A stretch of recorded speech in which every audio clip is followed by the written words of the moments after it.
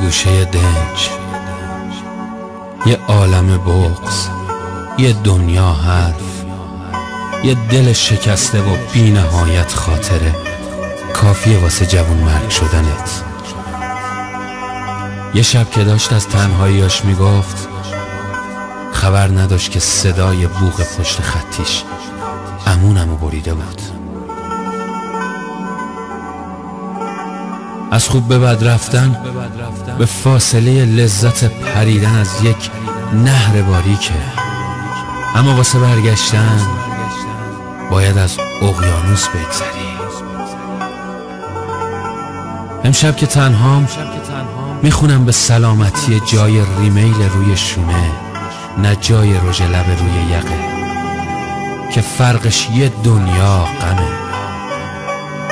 عشق من حرف میزنی اما تلخ، محبت میکنی اما سرد، چه اجباریه دوست داشتن من.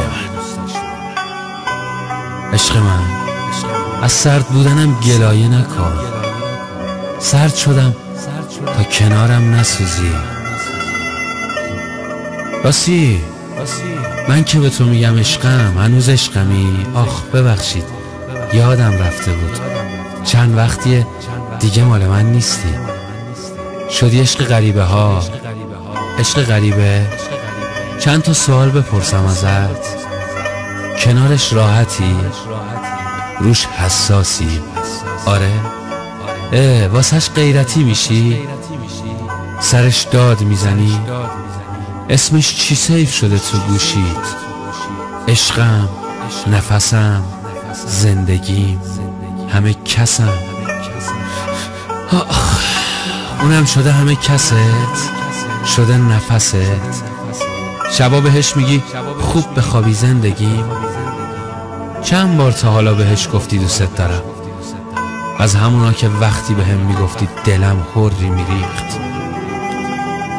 چند بار تا حالا با هم رفتیم بیرون، وای پشت فرمون دست اونم میگیری، دستش تو دست دنده عوض میکنی، همش بهش گوش زد میکنی که مراقب خودش باشه. یادته بهم میگفتی بدون تو دیوونه میشم؟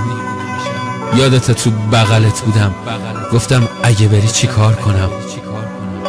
ابروهات گره خورد تو هم و گفتی من قرار نیست از پیشت برم. آخه پس کوشی لام از سب، تو هم که بهم دروغ گفتی، تو هم که رفتی بی معرفت. آخه چقدر دلم هوای دروغاتو کرده. دروغات خیلی قشنگ بود، با این که دروغ بود اما واسم دنیایی رو ساخت که حتی تصورشو نمی کردم. حالا دیگه برو ولی مطمئنم که هیچ کس نمیتونه برات من بشه. برای کسی که میره حتی دستم تکون نمیدم. آخه بدرقه آدم ها رو مغرورتر میکنه. هر کی موند جاش رو سرم، هر کی هم رفت به سلامت. یه وقتایی باس رفت، اونم با پای خودت. باید جاتو تو زندگی بعضیا خالی کنی. درسته توی شلوغیاشون متوجه نمیشن، اما بدون یه روزی یه جایی بدجور یادت میافتن. اون وقت دیگه خیلی دیر شده. اگه تو نبودم هر کی گفته فراموشت میشه دروغ گفته، بهونه آورده تا شاید تو رو دلداری بده. فراموش نمیشه، تا ابد میمونه. قصه دلتنگی و عاشقی من و تو. حتی اگه متنفر باشی، دوشی، سایه‌شو با تیر بزنی، بازم هست. بازم یه چیزی، یه جایی تو رو میبرتت به خاطرات خوب. عشق من از همین حالا میگم خوب حواستو جمع کن. یادت باشه انعام خوبی به قبر کن بدیا تا قبرمو بزرگتر و جادارتر از بقیه بکنه.